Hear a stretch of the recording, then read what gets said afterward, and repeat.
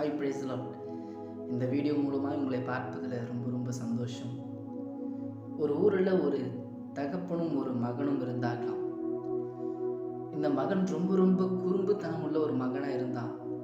அப்பாவுக்கோ ஒரு வீட்டில் தான் வேலை செய்கிற ஒரு சூழ்நிலை இருந்தது. அப்பா வீட்டில் வேலை செய்யும் பொழுதெல்லாம் அந்த மகன் அடிக்கடி வந்து அவருக்கு தொந்தரவு கொடுத்துட்டே இருப்பான். இதை பார்த்து அந்த அப்பா ஒரு நாள் யோசித்தாராம், இவன் எப்படியாவது உட்கார வைக்க வேண்டும் என்று யோசித்த அப்பா அவர் கடைக்கு போயிட்டு ஒரு பெரிய மேப்பை வாங்கிட்டு வந்தாராம். அந்த மேப்பை வாங்கிட்டு வந்து அதை கிழிச்சு அந்த பையன்கிட்ட கொடுத்தாராம்.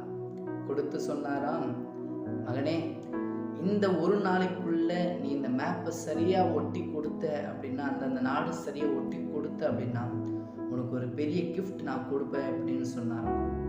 இந்த அப்பா யோசிச்சதெல்லாம் இவனால் அதை செய்யவே முடியாது என்று யோசித்து நின்றாராம். ஆனால் ஒரு மணி நேரத்துக்குள்ள அந்த மகன் அந்த மேப்பை முழுவதுமாக ஒட்டி எடுத்து வந்து கொடுத்தானாம். இதை பார்த்த உடனே அப்பாவுக்கு பயங்கர ஆச்சரியம்.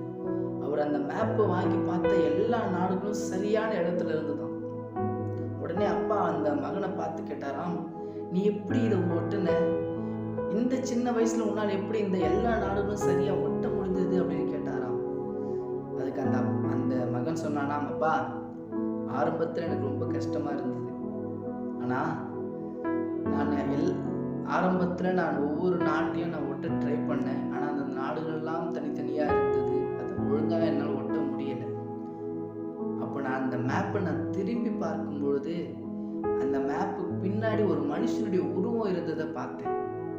ஸோ அதனால நான் அந்த மேப்பில் எந்த நாடு எங்கே வரும்னு எனக்கு தெரியாமல் இருக்கலாம்.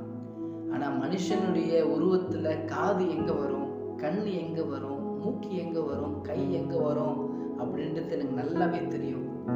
அதனால நான் அந்த மனுஷனை ஒட்ட ஆரம்பித்தேன். உலகம் தன்னால் சரியாக ஆரம்பிச்சது.